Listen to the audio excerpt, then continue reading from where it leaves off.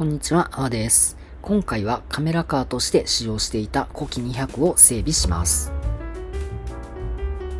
コキ200にパナソニックの HX の A1H を載せてカメラカーとしていました。ただ、難点はライトがなくて暗い環境の撮影ができないことでした。そこでコキ200にライトを取り付ける改装を施していきます。コキ200は HX の A1H を載せるのにぴったりなサイズです。貨車なので通電システムがないため、まずは台車周りから加工します。車軸をチェック。トミックスの旧終電システムの終電集が使えそうです。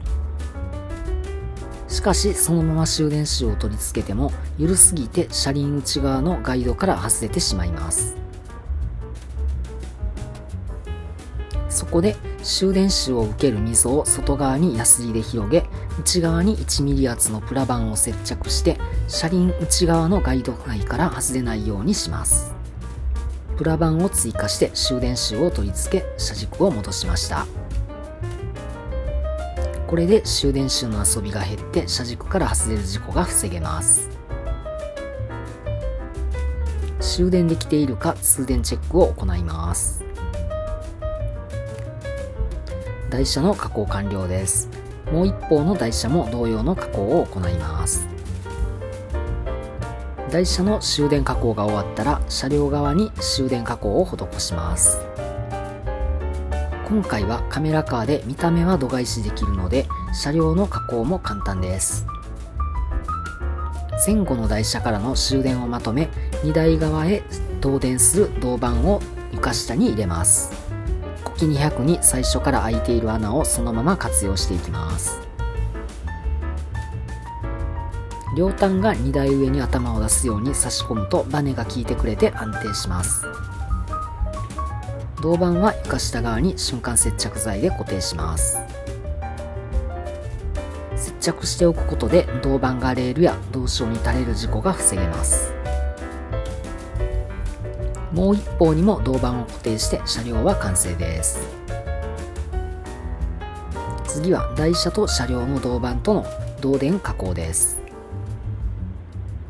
トミックスの終電用スプリングを半分の長さにカットして使用します。終電種の遊びを減らし、台車外側に寄らせているためスプリングが入りづらくなりました。終電スプリングを入れて台車を元に戻したら終電加工は完了です。念のため銅板への通電を確認しておきます。次はライトの加工へ進みます。12V 対応の抵抗付きチップ LED が手元に余っているのでそのまま活用します。抵抗をクリップで固定しておき、LED をハンダ付けしていきます。カメラの左右に1個ずつ取り付けるため2つ作成して点灯テスト。用意した LED をブリッジダイオードにハンダ付けします。形式としてはヘッドライトですが、更新時の撮影にもライトが欲しいため、室内灯同様に前進後進にかかわらず点灯するようにするためです。LED をハンダ付けしたブリッジダイオードをコキ200に取り付けた銅板に直接ハンダ付けを行います。銅板に予備ハンダを持っておくと容易にハンダ付けができます。ハンダ付けを終えたら点灯テストを行います。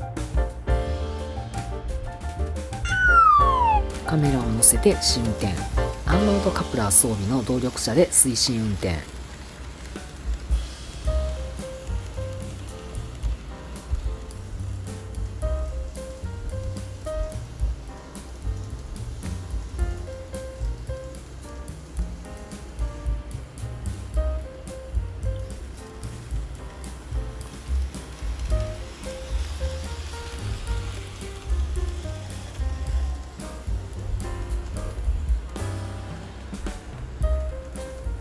エンドレス一周問題なく走行できました。ではカメラカー撮影の全面展望をお送りします。まずは照明を暗くした状態。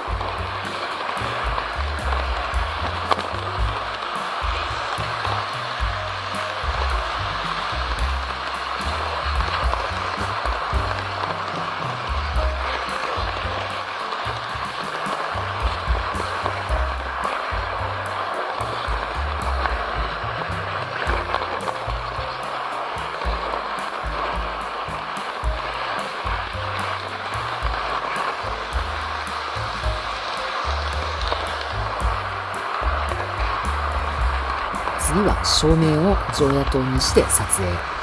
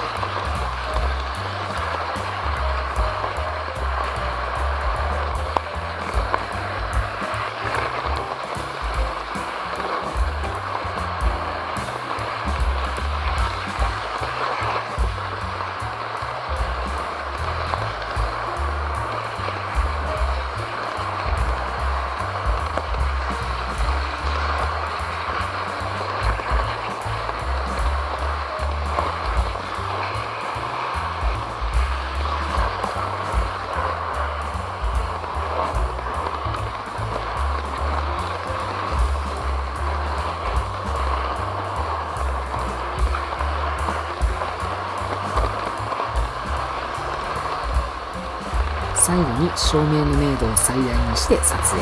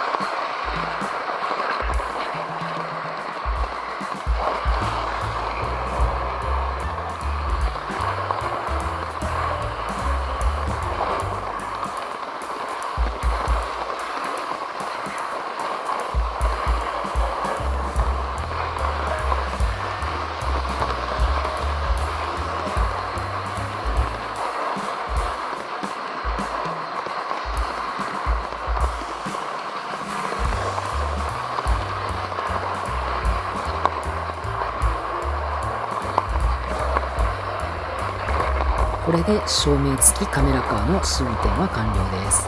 今後は内回りや高架線の全面展望を撮影していく予定です。模型に関する動画を投稿していますので、ぜひチャンネル登録をよろしくお願いいたします。ご視聴ありがとうございました。